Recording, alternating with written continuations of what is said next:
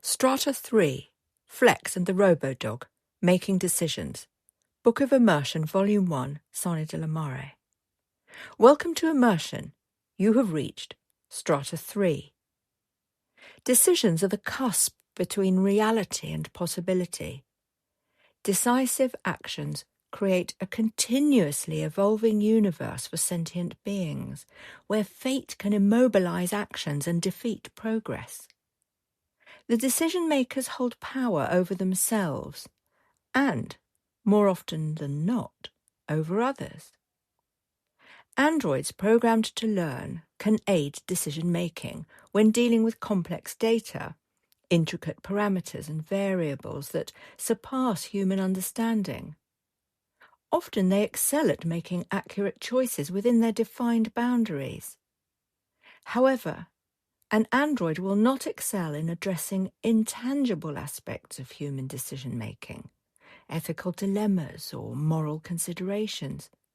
Such human factors, whilst significantly influencing their lives and shaping society, are neither considered nor understood by a machine. Maybelline was sitting on Renaik's shoulder, cleaning herself. Renaik collected bugs from the alley and analysed their chemical and biological structure. There was a large backpack on the ground next to where he had woken, beside a long leather coat. Renaik took some time to look in the bag, attempting to remember how he had arrived in the alley. Nothing here seemed familiar. "What are all these things?" he asked Poz. "These are standard-issue SAS munitions from the 21st century. Old, but functional for ground-based activities." It occurred to Renaik that he could interrogate Poz for more information. "Am I a soldier? Where am I? Where do I come from?" There was a long pause before Poz answered. "I do not have access to that information. My software was set to launch when we arrived. There is no accessible historical data about you in my memory cell." Catching himself in a window reflection, Renaik put on the dark glasses he had found in the pocket of the coat. "We look pretty good, Maybelline," he remarked, surprised by such unfamiliar vanity. Maybelline nestled into Renaik's neck as they left the relative safety of the alley and entered the foreboding street. They were in the centre of a busy metropolis. There was a lot of activity, with people shouting, bartering goods, and moving quickly about the place. There were small groups of brightly dressed individuals congregating around stationary vehicles. Some were smoking pipes. Small hazy clouds hovered above them, trapping the rays of the sun. The towering semi-derelict buildings created shadowy corners where small fires provided more light, warmth, and cooking facilities. The vehicles appeared to be a mix of old-fashioned helicopters and motorised cabins from transportation systems. There were some long-legged hybrids, electric solar engine mashups that looked like menacing metal insects. Renaik's detectors showed the air comprised mostly of oxygen, with low levels of other chemicals: chlorine, sulfur, silicone, fluorine polymers, and plasticizers. "Hey, dude from the bright side, you want some nibs?" A man hovered expectantly, somewhat close for comfort. He looked dishevelled but alert as he checked all directions, avoiding eye contact with Renaik. Renaik checked Poz for nibs. A drug used by nearly half the world's population that creates euphoria and doubles strength for a limited period. Overdose can cause temporary and permanent coma. Long-term effects: brain rot. "How much?" asked Renaik, whose algorithm was set to absorb all information about humans.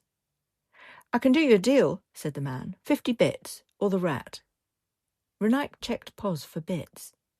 Bits, street talk for gold, silver, uranium, and other metal nuggets used in the black and grey economy without government authority. "I have no bits," said Renaik. "Ha! See you in hell, brother," shouted the man as he danced away on long legs and a demeanour that seemed at odds with his situation. In the mid-castes, Happiness came with security and expectation. Digital and technological lives were formatted for predictability and reliability. Although Renaik was struggling to remember the details of his purpose here, he knew very well that this place was different. How could people live under such unknowns? A large flamboyant man in a fur coat whistled. "Hey, girlie, you want some dirty action? I'll take that rodent off your hands if you need some sexy time." A warning comes from Poz.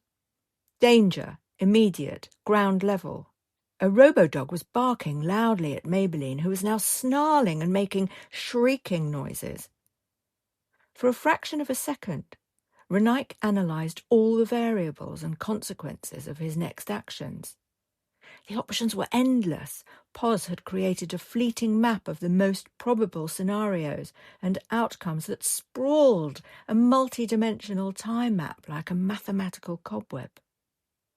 Of course, Renaik, with his advanced artificial intelligence capabilities, was able to analyse this possibilities web in the tiniest fraction of time.